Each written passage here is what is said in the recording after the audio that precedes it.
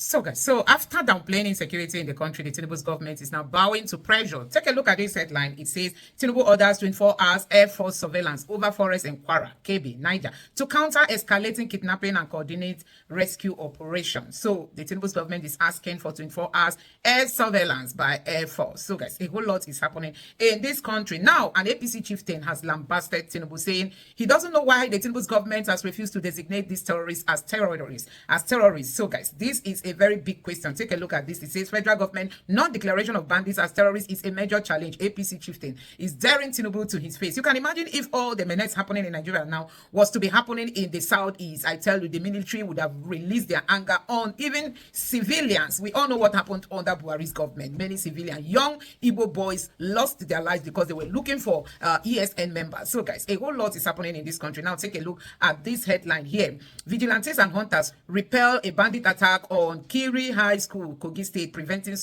abduction, child abduction. 2 people were killed. So they went to a school to kidnap children. Local vigilantes stood up to them, but sadly, 2 people lost their lives. 2 of the local vigilantes lost their lives, but they prevented the terrorists from kidnapping school children. So, guys, that tells you the need of community policing. Now, as regards to the KB girls release, Nigerians have been questioning how much was paid, because these bandits have come out to say that the Tinubu's government paid ransom. Now, this is saying Kebbi school girl rescue, saving lives, not catching kidnappers, comes first. Not catching kidnappers, saving life is first. So the bandits are let to go. None of them is facing the wrath of the law. And you can see here that terrorists invade Sokoto community, abduct residents after sudden network shutdown. So, guys, sudden network shutdown. So even if you are crying, you cannot even cry out to people online to know what is happening. There was shutdown of the internet, and then these people invaded this community. Now there are some reactions. Kenneth Okonkwo is saying Tinubu's government has surrendered Nigeria to terrorists, failed to protect citizens, and lost every right to remain in power. Kenneth Okonkwo,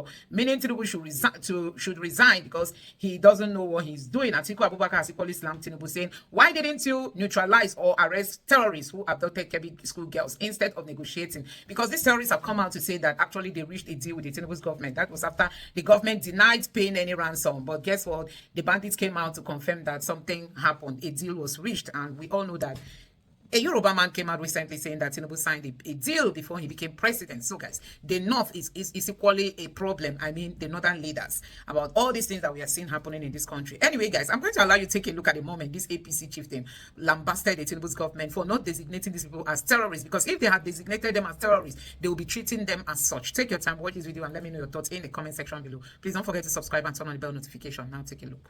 I mentioned the other time that the bandits are, jihadists. I gave them that classification because, to the best of my knowledge, I'm not aware of any law enacted by the National Assembly of the Federal Republic of Nigeria declaring these people as terrorists. And that is a very great lacuna that has been hindering the federal government to give them the terrorist treatment, the type of which President Donald Trump is expecting from the government of Nigeria. That is why those people have yet to be declared by the federal government as terrorists.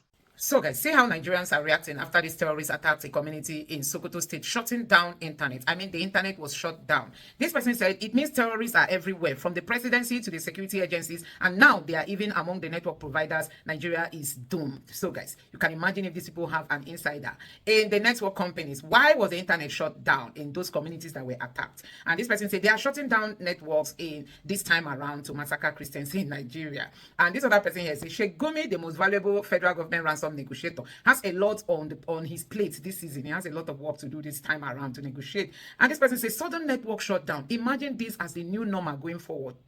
So much is just not adding up. Imagine this, that each time these people come to attack, there won't be any network for somebody to even raise alarm. And this person, government go use public phone pay ransom tire. So, guys, a whole lot of reactions. I'm just going to allow you to take a look at these videos I've got for you. But before then, see what Tinubu once said. Why should any part of the country be under occupation? In any civilized country, Jonathan should resign. We don't know why Tinubu has not resigned. Kenneth Okonkwo is asking him to do that. Now, Wole Soyinka during Jonathan said, Wole Soyinka to federal government, seek foreign help if you can't stop herdsmen killing. Now, Wole Soyinka under Tinubu says, Soyinka, foreign intervention may worsen Nigeria's insecurity. So he needed foreign help during Jonathan, but he rejected it during the time of Tinubu, and Nigerians are wondering what kind of hypocrisy can he be displaying. Now, I'm going to allow you to take a look at these videos. Let me just allow you listen for yourself how this APC chieftain is knocking Tinubu down, saying, how dare the Tinubu's government refuse to designate these terrorists as terrorists, and that is why they are not being treated as such. Take your time, watch these videos to the end, and let me know your thoughts in the comment section below. Please don't forget to subscribe and turn on the bell notification. Now take a look. President Bola Tinubu has ordered a full security cordon around the forest areas in Kwara State following a series of recent kidnappings and terrorist activities. According to a statement posted on X by the President's Special Advisor on Media and Public Communications, Sunday Dari, the President has directed the Nigerian Air Force to expand aerial surveillance over the deepest parts of the forest where the suspects are believed to be hiding. He adds that air assets are to maintain round-the-clock surveillance and coordinate closely with security units already in place. There was a mention about non-kinetic approach. Can you tell us what that means? Does it mean that either the state government or the federal government or the families or any of the state security agencies, the mention was Department of State Security, was ransom paid? Do you have any information on that regard? And do you have information in terms of the mood of the girls themselves and their families? The girls may be in an undisclosed location, but what is the general mood in terms of how their families and others feel? Okay, I'll start with the last question, Doctor. The mood of the girls from the video we saw online on social media has been, kind of cheerful. These are kids in the age of 10 to about 15 years or so. Of course, they're still children. They are still in the naive stage of life, and they won't be too hard done by following the events of the past 8 days. But of course, they are still very innocent, still very naive. Of course, we wouldn't expect them to be too depressed following that incident. Of course, no one can practically tell what the conditions that they were kept in was. We can only guess or fathom what it was. But as for the kinetic or non-kinetic approach taken by the security operatives, I can just tell you that this was a joint operation involving the local vigilantes and other security operatives, the DSS, the military, I want to believe the police and the likes. Non-kinetic, putting that side by side with the information by the governor that no ransom was paid. I want to believe it wasn't just negotiation. Okay, I want the girls, and then you take the girls. I'm pretty sure there was a bit of combat. But non-kinetic in this context is something that those who were at the forefront of the negotiation or the engagement to secure the girls' release will give clarity on. But from my standpoint, I will only tell you that I'm pretty sure there wasn't any form of, should I call it plea bargain, as it were, in this context. Because if the governor said there was no ransom paid, we only guess that some form of combat was involved in the joint operation that led to the rescue of the girls. All right, Jeffrey, I'm always interested in the situation on the ground and how the community feels. Given that, as you've sort of explained these non-kinetic measures, we know that no arrests have been made yet. How does the community feel knowing that the perpetrators of this crime are still roaming free? Yes, the fears, the concerns about insecurity is real, it's genuine. This permeates beyond Kebbi State. It's now a nationwide thing. If we're sincere with ourselves, we know the perpetrators of the crime are right next to us. A next door neighbor could be one criminal, or so on and so forth. You can't really tell who is, into what at any point in time. Non-kinetic approach to resolving this means that those people have not been arrested, they are still roaming the street. That should be a cause of concern. So basically, that's where the issue of accountability comes in. Those involved in securing the country, the issue of non-disclosure. Of course, it is good for in the interest of national security, but at some point there will be need for some form of clarity, putting things in context. Like in the case of this non-kinetic, which of course has been thrown up over and over and over. At some point, we want to believe that there should be some closure, there should be some clarity on what non-kinetic in this context actually means. Because if you say you approach the measures to secure the girls' freedom was not by kinetic means, then it means the people who were involved are still not, and they are still not arrested yet. So it means they are still free to roam around the street. So that leaves a lot of questions, and which of course those on the higher echelons of Nigeria's security architecture to provide more clearer answers to. If you can hear me, whatever it is, it looks good. President Tinubu can continue with the church beating that he has been able to rescue the 24 No, the 38. Okay, 38 and 24. From Eruku in Kwara State, and now 24 from Kebbi State. Unfortunately, the vice principal that was killed, his family will still deal with this. However, what should we expect later today? The rescued 24 abducted girls, they're probably appearing in Ashwebi and going to government house, and Kebbi State governor receiving them, and statements will be made. What should we expect as Arise News continues to cover the situation?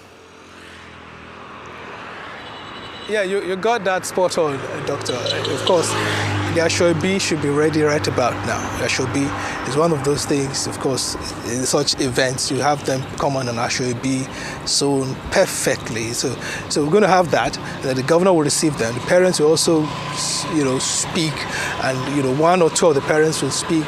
One or two of the girls, if they're in the right mood, will also speak of their experience. So far, there's no agenda what the event will look like, but then we can always fathom a guess, because we've seen these incidents, we've seen events like these play out over time, so we can very well predict or guess what it will look like. So, of course, there's going to be Ashwebi for sure. That's definitely going to be for sure. An Ashwebi, and then the accompanying razzmatazz that we follow, basically. But again, it's going to be an emotional moment, because after 8 days of being away from their children, the parents will be overjoyed to finally get to have their kids in their warm embrace.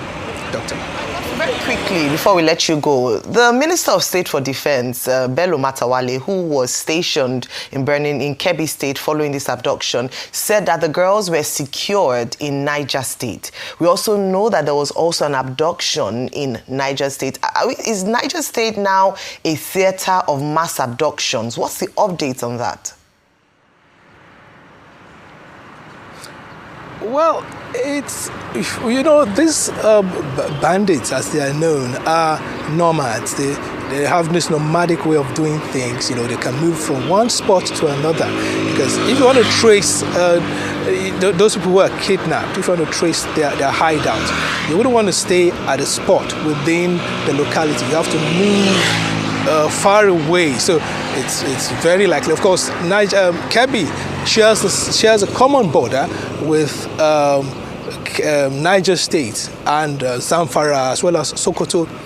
And then internationally, Kebbi also shares the same border with Niger and Benin Republic. That's in the southern part. Southern part is Niger, and then in the western part with Benin Republic. So you just expect some form of cross-border activity, including criminal activities at some point. So if these girls were moved from Kebbi to a neighboring state, that isn't much of, is this a no-brainer? Because these are criminals who are used to moving in the forest, and that shouldn't be much of an issue to want to bother ourselves about. But then, of course, we know this, to evade arrest, to evade knowing their location, basically. So they must move in that format. So moving to Niger State, and then basically that's just a point that we, of course, already know.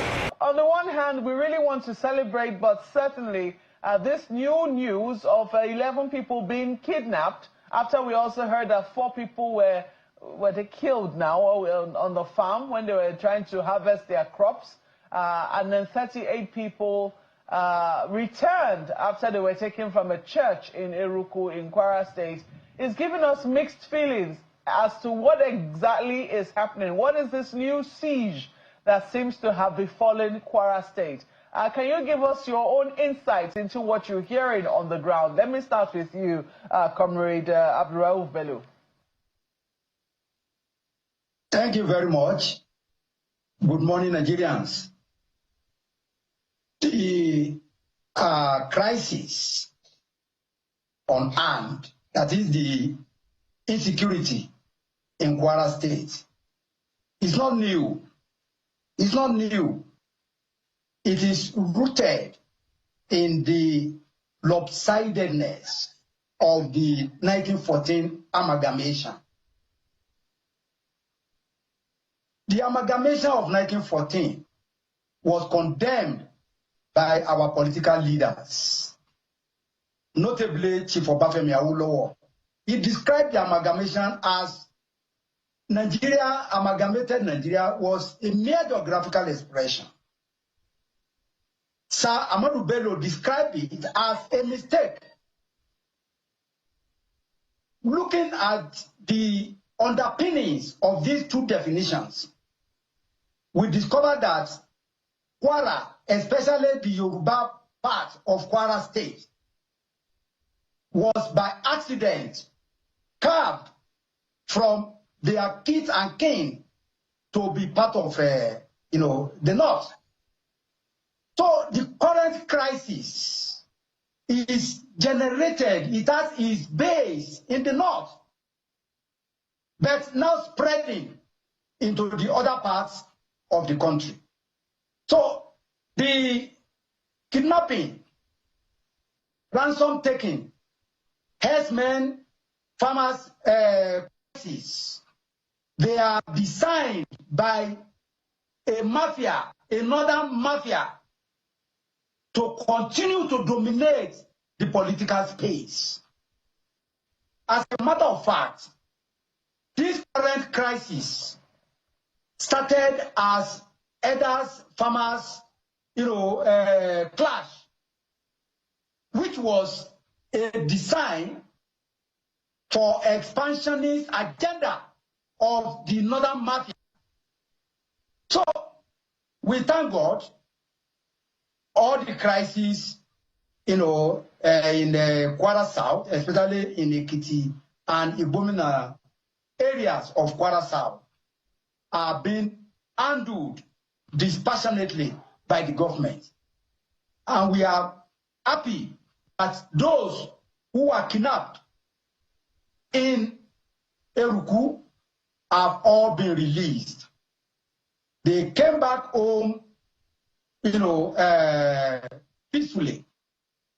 Those who were kidnapped in Isapa recently, some of them have also been released. Unfortunately, we lost some life there. Now, if you look at the pattern of the attack, it follows the same trajectory of the jihadists the jihadists. So the crisis is not about religion. It is not.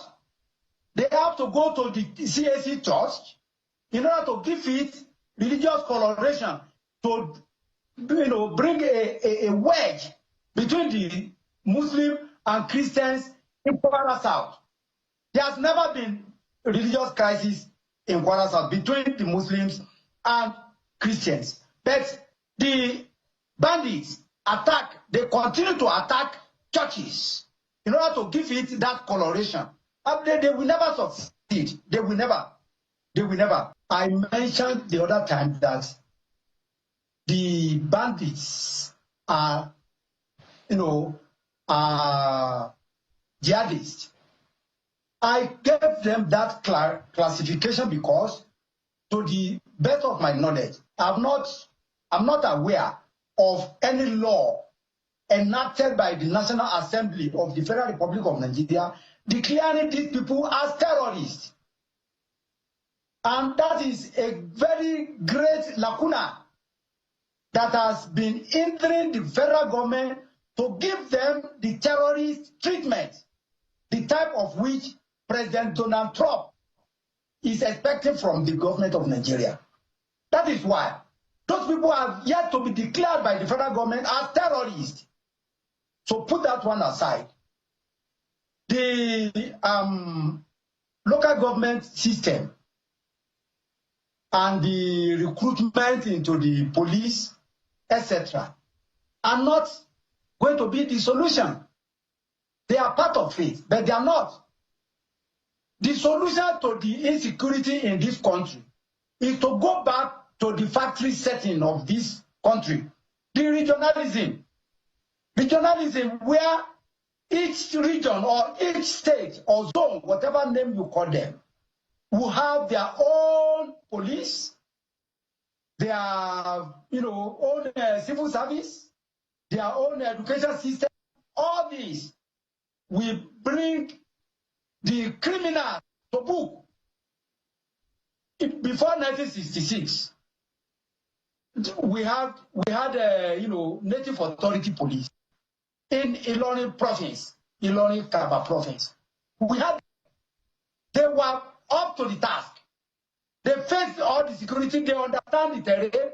They are familiar with the terrain. But now you bring indigenous of Anambra, Kanu, Kaduna to come and police in Kwara State. How can that be effective? It cannot. But I agree with you that the local government system should be autonomous. Yes, and this is what Mr. President has been clamoring for as soon as he assumed office. But the governors are the greatest impediments, the stumbling block on this line of thought of Mr. President. So we have to appeal to the governors, all of the 36 governors, to please act quickly. We thank God the Southwest governors met, maybe on Monday, and they have resolved that they are going to establish their own police in their state. Yes, I expect Kwara also to join them in this, project. The Kwara should join them. Now, the traditional rulers in Kwara State, I think we have to commend them because I understand that each of the traditional rulers contribute. They have established security fund among themselves. One of them is even the Olupaku of Share from my own local government. Is the chairman of that security committee. They levy themselves. The first class, they pay 200,000 monthly. The second class 100, the third class 50, and the fourth class 25,000. So if they can do this much, the government of the state should also remunerate them by improving their welfare so that they can discharge. All crimes are local. There's no way you can police Isapa, Babanla, Okeode, Sahara from Ilorin. It is not going to be possible. It is not going to be easy. All right. We have to decentralize all this so that life and property could be secured and safe. I'm wondering how you are receiving this news. In Kebbi State, sharing news of the release or escape or recovery or of the 25 girls. But where you are in Ilori and Kwara State precisely, there was another kidnap. There we understand nursing mothers, a pregnant woman was also kidnapped yesterday. How does this news come to you, and what's the mood like in Ilori where you are this morning? Thank you so much. Actually, any such news comes with a very bad and awful feelings. Whether you are directly involved or not, we are talking about human beings, we are talking about children and mothers of people that were kidnapped by these bandits, as they are called. It is a very, very bad news, and it's something that is not normal in Kwara State. I've been in Kwara State for some time, and throughout my time in Kwara State, we have not had it this bad. But the government are trying their best, the security forces are trying their best, but it is not a news to be, to share about. It's a very wrong news to hear and to wake up to know that about, in the space of a week, 5, 6, 7 days, 2 type of kidnapping situation was reported. I think it is not a good news at all. Ms. Adekoya, in South Africa as well, what's your initial assessment of this situation? I mean, Mr. Ajayi says the government is doing their best. Do you think that's the situation here? That's the case here? Do you think the government of the day is doing their best as well? Yekachi, please. Yeah, I don't think that the government is doing the best that can be done. But the government is making efforts, and the rescue release, as whatever connotation we want to give to it, it's a welcome development. Whether government paid ransom, I'm indifferent to it really, as long as the people are released. Now, you must understand that within the domain of statecraft, the government has to deploy all the tools within its means to achieve a stated objective. And this stop that government doesn't negotiate with terrorists, because the Americans say they don't negotiate with terrorists. Again, we must set everything in situational context. Just recently, we saw the head of HTS, the terrorist group, Al-Qaeda variant, in the White House, shaking hands with Donald Trump. And the White House press statement was that the president of Syria visited the White House. Nobody elected the man president of Syria. He's a known terrorist that had a $5 million bounty on his head. We've seen where then American government flew, according to reports by current president, over $500 billion in cash to Iran. So again, I'm not saying it's right or wrong. I'm just saying that let's be happy for the families. Let's be happy for fellow Nigerians who have been rescued, released, escaped. Let's deal from there going forward. Is the government doing enough? No. So what's the next step? What are we going to do about these people? How are we going to create conditions that do not allow these actions to fester and continue?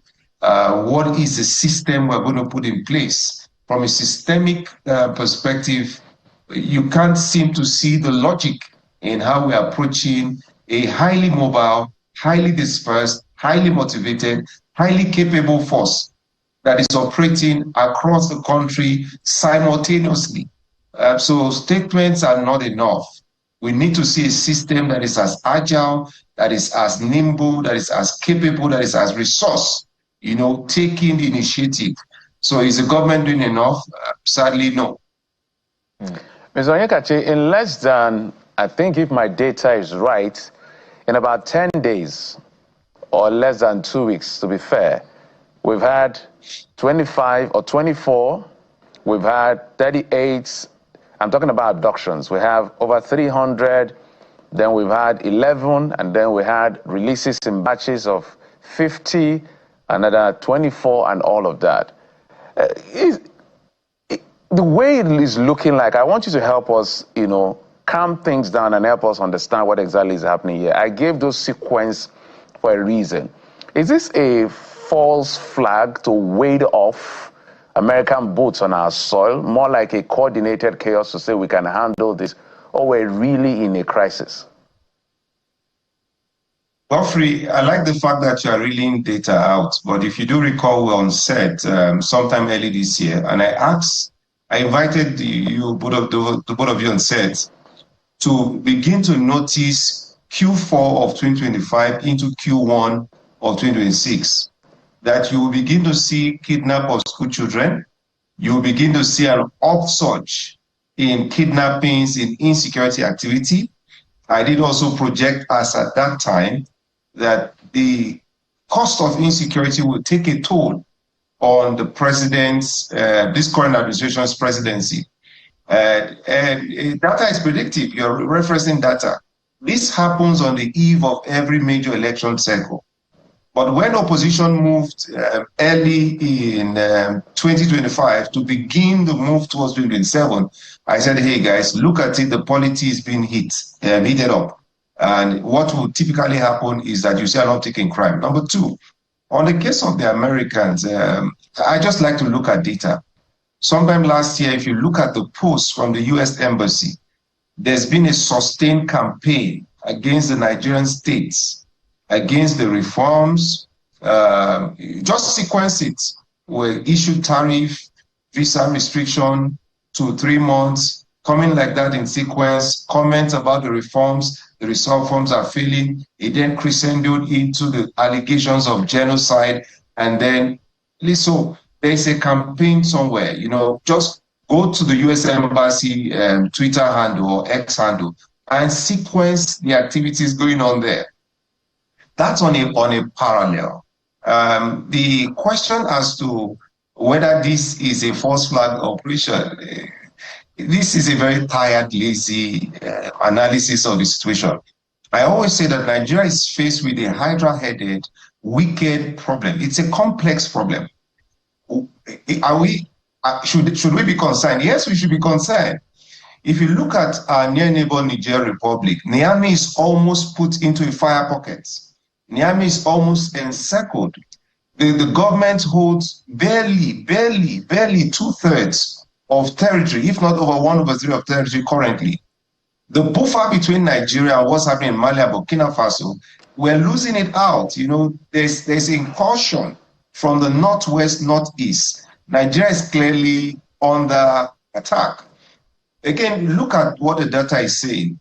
We have flashes and skirmishes along our major food belts, major food regions. If you have a country of 230 million people unable to feed itself and food becomes very expensive, what do you think will happen internally?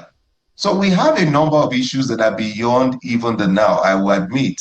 However, I had said on the onset of this administration that this government will fail in insecurity or insecurity if it continues on the same path of previous administration. Permit me to ask the question, what's the first law of madness? If you do the same thing over and over again, and then you are hoping for a different result, then again, you need to check your assumptions. We are not checking our assumptions. The military can't solve the problem. There is a problem. And let me round up by saying, should we be concerned? Godfrey, we have not reached yet the peak of the insecurity we are going to see.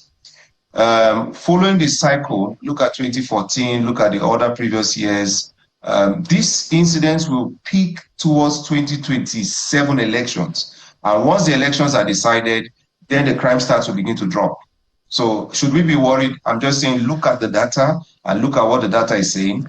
Look at the data against government's efforts and ask yourself, do you think the government is doing enough to change the narrative? The electric bulb was not created from continuous improvement of candles. So these small tweaks here, small tweaks there will not solve the problem. We are behind the curve. All right. Yes. All right. Well said, Mr. Adekoya. Let me take it to Mr. Okasomi. Mr. Adekoya has painted a very green picture, and it's very disturbing. And as you see, just remember that before the 2020 2015 election, those Chibok girls, a lot of them still not out. Some escaped, some have died, some were freed. So it's a mixed bag of whichever side you're looking at. And now this is happening in your state, Kwara, and you've been in the force. So you understand this as clearly as possible. So 2 questions in one. Do you think that politics is playing out here as part of the mixed bag? Because as Mr. Adekoya said, it's hydra-headed. So there are so many angles or tentacles, if you will, and all these tentacles are relevant in the analytics to be able to have a solution. Do you think that there's a strong correlation between elective years or election years and what is playing out now, starting pretty early? And from an intelligence point of view, how should we navigate this? Because I see it as crude politics in Africa, especially in Nigeria, that politicians, if we agree without conceding, we use insecurity as a means to discredit a government. Is that coming? Yeah, actually, if you look at what is happening in Nigeria today, you know that, like my other colleague on the other side just said, if you look at it, about 70% of what is happening now is the politics based. It is as a result of the coming election, like what my neighbor and my colleague was saying. You can imagine that Nigeria, because of our dysfunctionality in the area of governance, we have a lot of challenges in the area of governance, in the area of dispensation of justice. All this culminated in what we are experiencing today.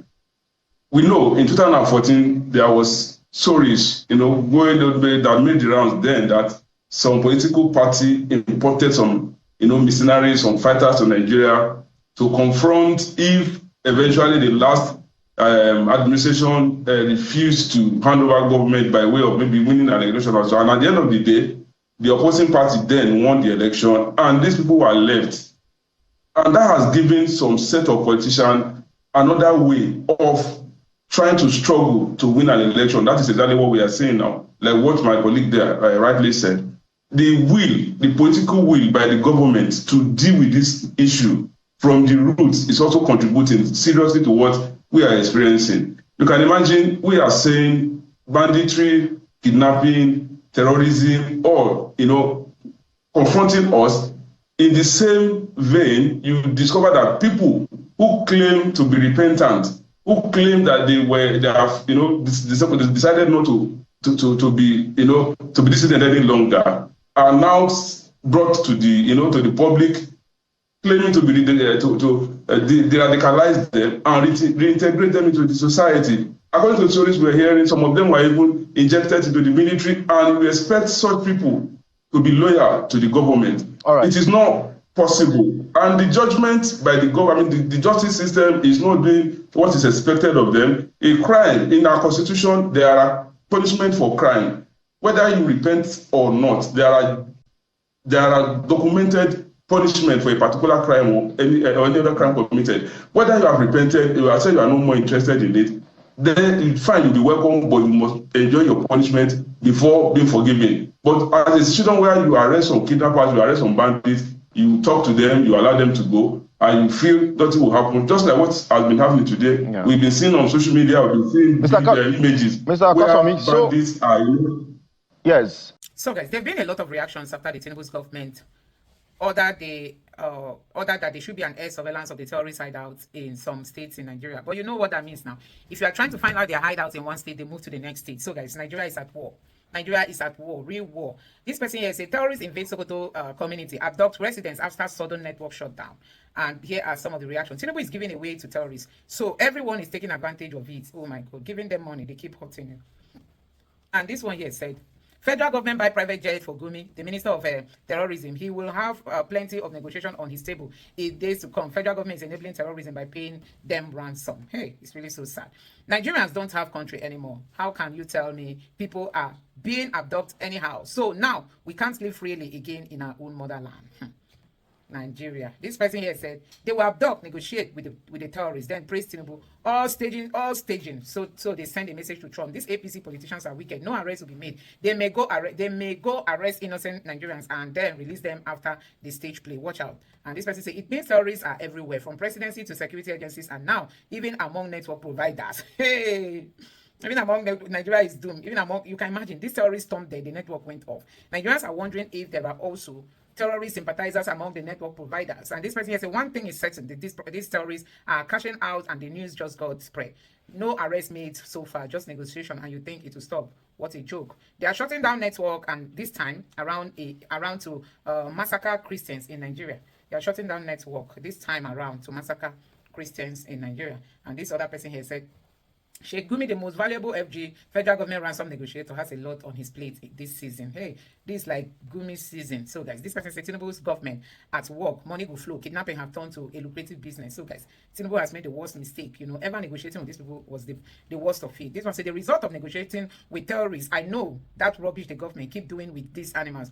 The result of negotiating with terrorists. I know that rubbish the government keep doing with these animals will not end well, because they will never stop since they've been enabled with the ransom. This person here said it's now becoming a normal thing these days. Like we are going to be used to this kind of news daily. Honestly, Nigerians, this one's the Southern Network shut down. Imagine this as the new normal going forward. So much is just not adding up. I mean, not adding up. Government go use public fund, pay ransom.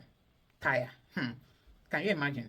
Oh my God. So this was what Tinubu said before now. Why should any part of the country be under siege in a civilized country? Jonathan should resign. That's Tinubu during the Jonathan's administration. And now he doesn't know what to do.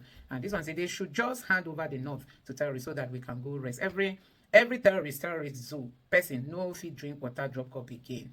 And this person, I'm tired of this type of news, but the government are happy. It's because they will benefit from the ransom. You guys just keep portraying bad news to tarnish Tinubu's image. Tinubu must succeed, inshallah. That's what this person is saying. And this was a thank God for English Alhaji. More negotiations and more money to be made from the agreement table. Never negotiate with terrorists. Make them flex. Now them get country. So guys, these are some of the reactions from Nigerians. And this is from Wole Soyinka, who initially refused negotiating, calling for foreign help, but today he accepts it. Let me know your thoughts in the comment section below. Thank you.